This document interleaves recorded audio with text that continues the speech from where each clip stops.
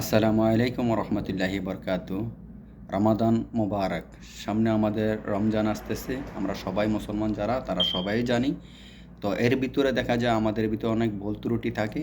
এটা হলো এটি, আমরা অনেকে মুসলমান নাম ধরা মুসলমান যারা মনে করেন প্রকৃত আমাদের যে মুসলমানের যে ধর্মগুলো আছে এগুলো আমরা সঠিকভাবে পালন করি না।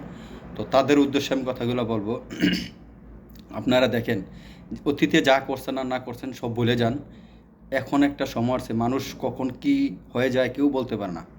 মৃত্যু কার কখন আসবে কেউ বলতে পারে না। তাই আমি বলবো, আমরা যারা মুসলমান আছি, সামনে রমজান যেহেতু আসছে, ইনশাল্লাহ আমরা নিয়ত করি আমরা এই 30টা রোজা ইনশাল্লাহ থাকবো। দেখেন, বিগত দিনগুলো যা গেছে, ভুল করে ফেলেছেন, আল্লাহর কাছে তওবা চান, তওবা চেয়ে রোজাগুলা থাকেন।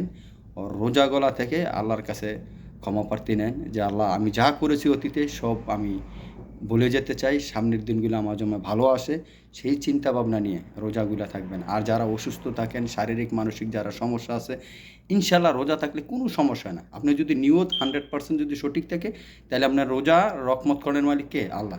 তাই আমি বলবো, আপনারা নিয়তরা সঠিক করেন, রোজা থাকেন ইনশাল্লাহ। আর যারা আমরা মুসলিম, রোজা থাকার জন্য আমরা ইনশাল্লাহ প্রস্তুত আছি, থাকবো।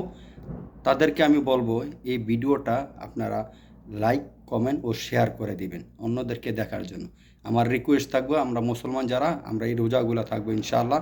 আমরা এখান থেকে এই রহমতের মাস থেকে আমরা যেন কেউ যেন পিছিয়ে না যাই। আমরা যেহেতু আল্লাহ পাক আমাদেরকে এই রহমতের মাস দিয়েছে, আমরা যেন এই রহমতের মাসগুলো আমরা কাজে লাগাতে পারি। এই কথা বলে আমি শেষ করছি। সবাই ভালো থাকেন ও সুস্থ থাকেন। আল্লাহ কবুল করে নেক রমজানকে। আসসালামু আলাইকুম ওয়া রাহমাতুল্লাহি ওয়া বারাকাতুহু।